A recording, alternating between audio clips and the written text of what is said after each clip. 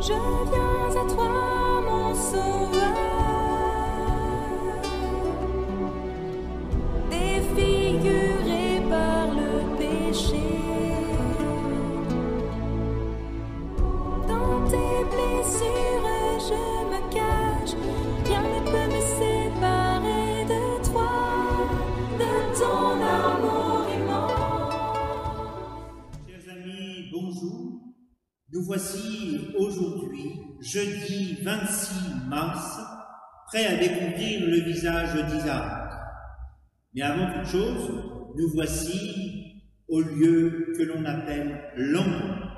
Lambeau est le lieu où nous posons le livre, le lectionnaire pour lire les lectures, puis l'évangéliaire pour lire l'évangile du jour. Ici, dans notre église, nous déposons les couleurs liturgiques sur Lambeau. En ce moment même, nous vivons le carême, la couleur liturgique et le violet. Au temps pascal, nous mettrons le blanc. Au temps de l'Esprit Saint et des martyrs, nous mettrons le rouge.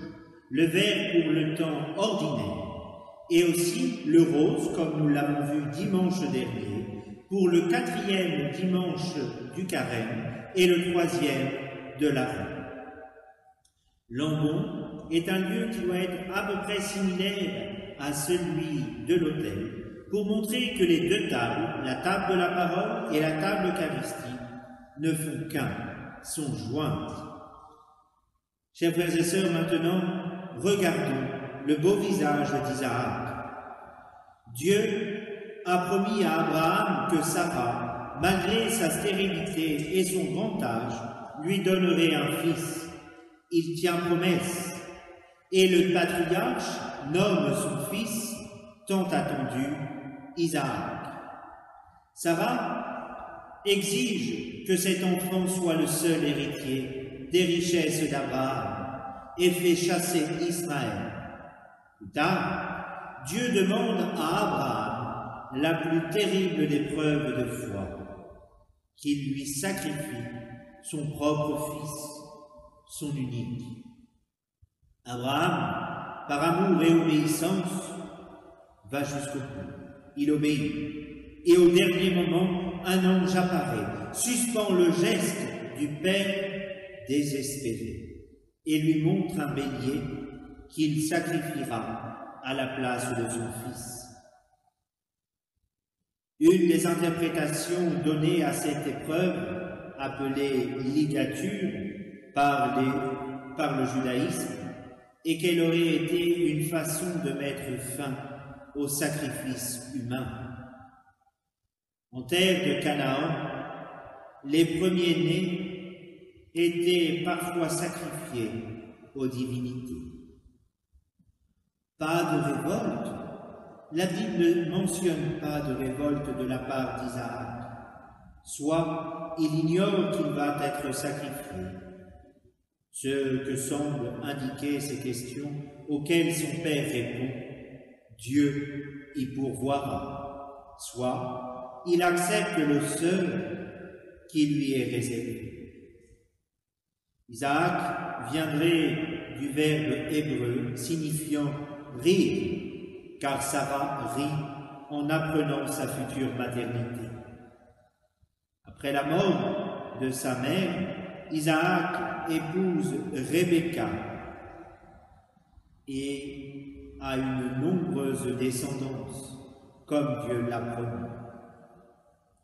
Isaac, fils d'Abraham et de Sarah, demi-frère d'Ismaël, demi-frère des 6 enfants qu'Abraham a avec Kétoura après la mort de Sarah, père d'Ésaü et de Jacob. Un bélier apparaît derrière un buisson, c'est lui qui sera sacrifié, et non l'enfant.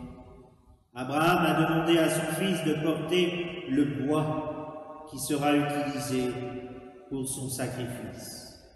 Cela ne vous rappelle rien? La montagne, Abraham et Isaac sont montés ensemble vers le lieu désigné, la montagne de Moriah. C'est toujours au sommet des montagnes que Dieu vient se révéler. Dans les Hautes-Alpes, nous avons donc beaucoup de chance.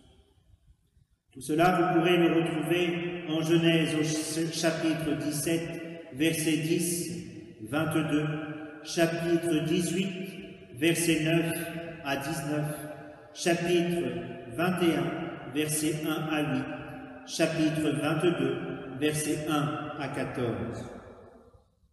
Isaac, le Fils, est parlé.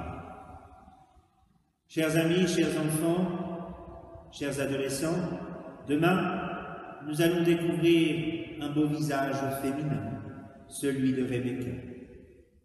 Alors, n'oubliez pas de faire des petits sacrifices. C'est encore le temps du carême. Un sacrifice, c'est faire un cadeau à Dieu.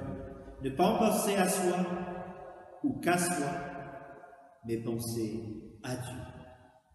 Chers amis, à demain avec Rebecca. Cœur de Jésus, au cœur divin.